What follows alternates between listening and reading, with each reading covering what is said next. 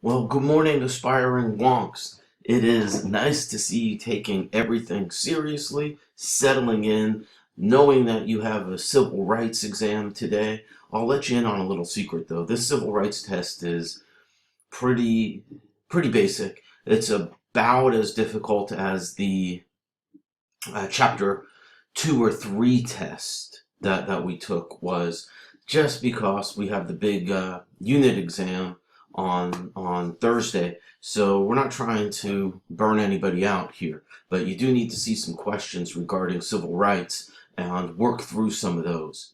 Well, with that being said, what a great, just a great reteaching session we had yesterday. We really looked at Chris Christie's enthusiasm in New Hampshire.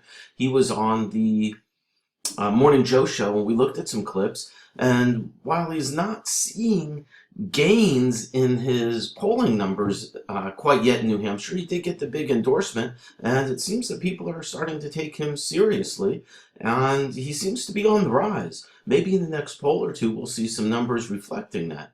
But somebody who's not on the rise is Jeb Bush, and his stagnation in the polls is really starting to worry political donors. So he's grinding out his presidential bid in small towns across Iowa, not having much to show for it in polling numbers, and he's clearly backed, though, by one of the largest campaign staffs. But what he's going to do now is begin a series of campaign ads, $30 million television blitz by his super PAC, Right to Rise. You know that, we've studied that. And I think this may be it for Mr. Bush. This big inundation of cash into TV ads. He's barely registering nationwide in these polls, about 4 to 6%. New Hampshire and in South Carolina. The latest Quinnipiac poll pegs Bush at only 4% in Iowa.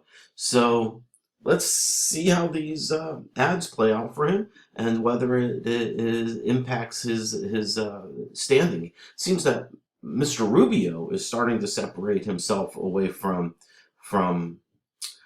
Bush. And earlier, it looked like it would be a Bush-Rubio fight. One of them would have to prevail. So this is an interesting development. I want to talk about something that happened yesterday. Congress passed this huge highway bill. Lots of money. A lot of governors and mayors in states are very excited about this. And why do you think that they would be so excited? Well, that's going to be big in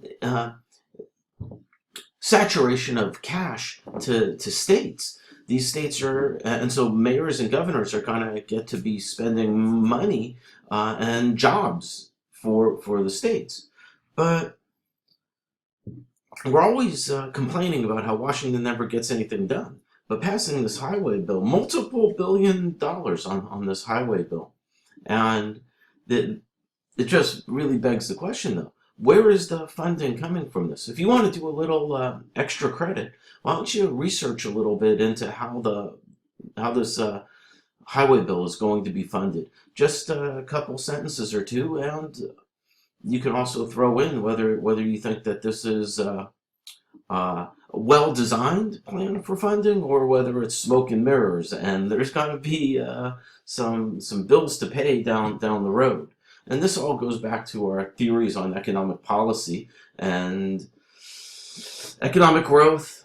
Come to some coffee chats. We'll really get into that material this Saturday.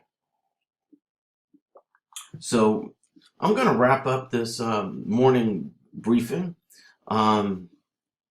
by giving you a little information about the highway bill. It's $305 billion to fund highways and mass transit projects for the next 5 years.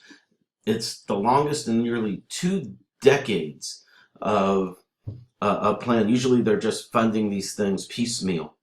So there's a lot more to it.